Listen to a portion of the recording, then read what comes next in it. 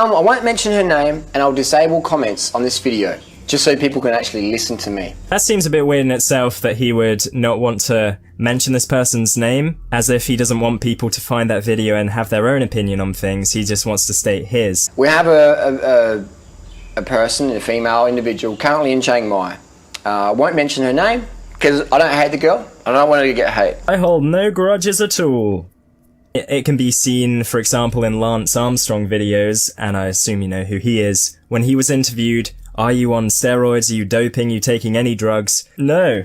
Like, your body gives off signals when you're lying, and I think he's being disingenuous to say that he doesn't hate this girl. I think he's fucking pissed. Let's just call her HC. People who, in the community, will know who I'm talking about. And again, what this girl is doing is pretty shit, but I don't personally hold any grudges towards her at all.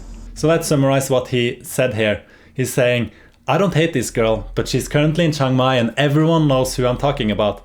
And while he's saying publicly that he doesn't hate her, he's sending the most vile, sickening, hate-ridden messages privately that I will go through later on. I went to a little potluck in Chiang Mai at this apartment block where everyone was staying. And there was a lot of us there. And HC was there as well. And we were talking a bit. She says, I had a problem with my MacBook. Have you got any tips? And I said, where's your computer? She goes, upstairs. She said, you can come up and have a look. So it's okay. So we went up to her room, just me and her, no one else. She closed the door. We went in. She sat on her bed and she had her computer out. Okay, so let's separate the truth from the lies. Who better to separate the truth from the lies than Hannah herself? So the kernel of truth in this part of his story is the potluck. There was a potluck in my apartment building that I was at with my friends. And for those of you who have been in social gatherings around him, you'll know what I mean when I say that.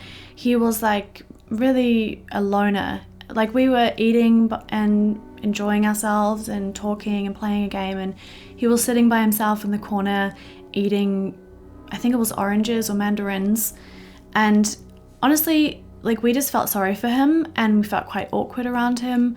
So we made a point of trying to include him in our conversation, and I was talking about the fact that I just about finished my ebook, and so I offered to show it to him, and I said that I'd just go up and grab my computer, and he said that he'd come up as well because he wanted to use my bathroom. And the apartment that we were in, the bathroom was right beside the room that everyone was in, so I could understand that he didn't want to go to the bathroom with all these people in the next room.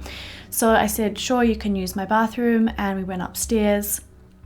And so it was not about like computer problem that he claims, that was just like some... I've not had a computer problem. Because these people, they lie so much all the time, even about stuff that a normal person, it wouldn't even make sense to lie about. Like, it wouldn't make a difference if it was like computer problems. It's irrelevant. Yeah. As we were going up the staircase, he was like saying something about how I had nice perfume, and I was just like, I'm not wearing perfume, basically. And so he went to the bathroom, and he makes a big point about the fact that I sat on my bed, but as you can see in this clip, there was literally nowhere else to sit in my room. For those of you who have lived in Chiang Mai, you know apartments are usually, furnished very minimally. So I was sitting on my bed, and he went to the toilet, and it was honestly quite uncomfortable and disgusting listening to him go to the toilet. I barely knew this guy, and yeah, he came out and was still talking about my perfume and how he'd used it as an air freshener. So clearly he'd been going through my things while he was in the bathroom, which was just, again, weird. He also makes a big point of how Hannah closed the door. Like, that's a big thing. I don't actually remember whether I closed my door or not. It's completely normal to close the door after you when you go into your apartment, right? I mean, I might not have even closed my door. I literally, it wasn't something that I thought about. He's painting this picture to make it seem like you were interested when... Yeah. And this is how he's taking the truth and twisting it for his own agenda to make people believe his lies. There's always some sort of kernel of truth to whatever they're saying, but it's surrounded in a big ball of a lie. It's very interwoven, and that's a whole exercise in crazy making. Don't even try to go down that bunny hole. And I could tell there was a bit of attraction going on there. Mutual attraction, adult mutual attraction. I think we have to take sexual attraction away from rape. The key driver of rape is its power, its humiliation, its degradation.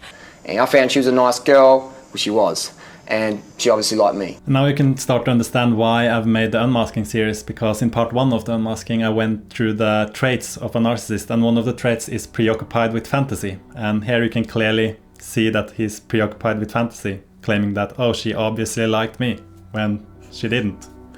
I just felt sorry for him.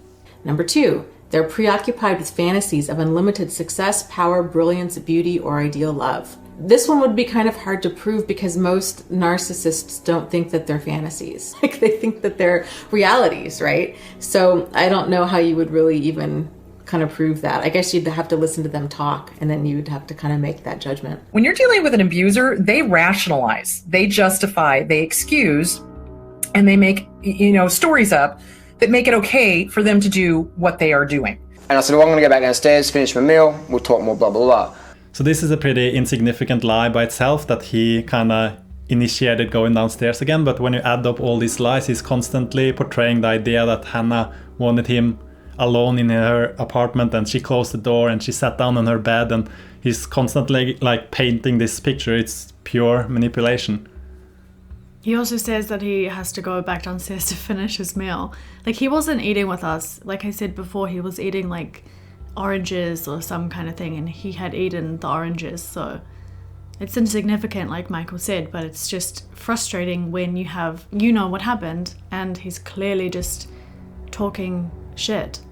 Yeah, to manipulate. And so we talked a bit more. We had email conversation or Instagram conversation. I've got it all saved somewhere after, because I sort of had a hunch something might turn out. So here he's contradicting himself. He just said that Hannah was a nice girl, but now he's suddenly saying that, oh, he had a hunch that something might turn up. Also take note of how he's claiming that he has email and Instagram conversations saved, because he's gonna be called out on that. So we go back downstairs, we talk more, and then I think later on it was HC did really cool banners and graphics. She does really good stuff. She's got good talent there. And I said, how about you, if you want, design me a book cover for my During Riders Lean Body Bible, the cycling ebook, and do me a little channel banner. And if you do that, if you're happy with doing that, I'll give your ebook a shout out, a video just for the thing, giving it a plug. Because I think the information's good and you're a nice girl. And she's like, win-win situation. I win, I get my banner, I get my graphics, HC wins, she gets a big plug.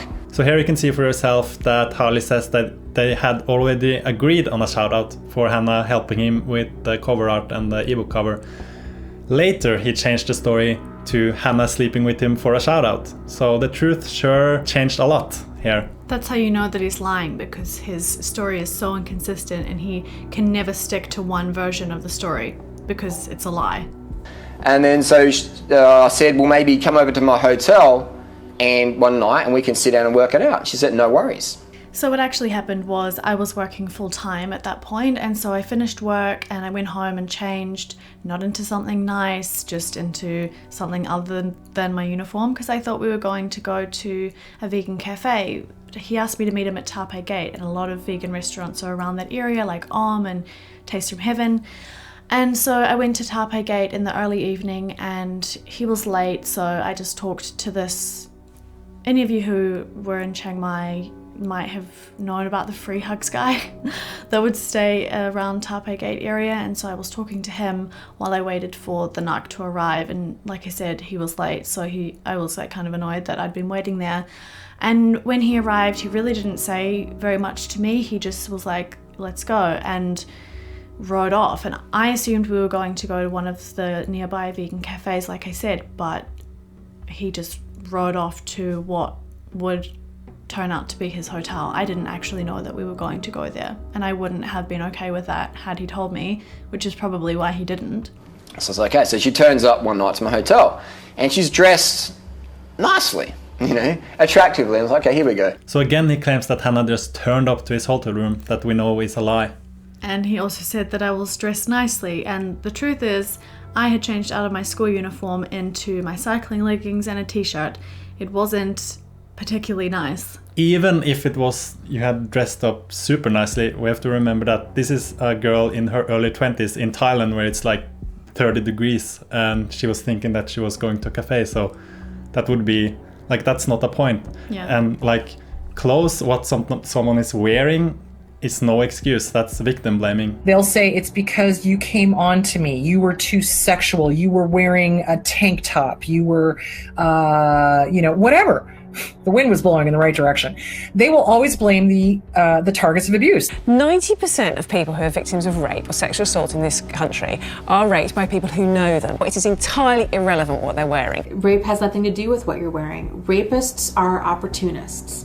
And much like a narcissist, they are looking for vulnerabilities. They will always blame whoever they were abusing, always. So it really has nothing to do with the victim. It's not that, she was wearing a short skirt, or she talked to him at the bar, or she invited him into her apartment. It has everything to do with power and control. And that's really narcissism in pretty much a nutshell. That's what they're really all about. What they're doing is they're blaming, shaming, and guilt tripping. That's what they do.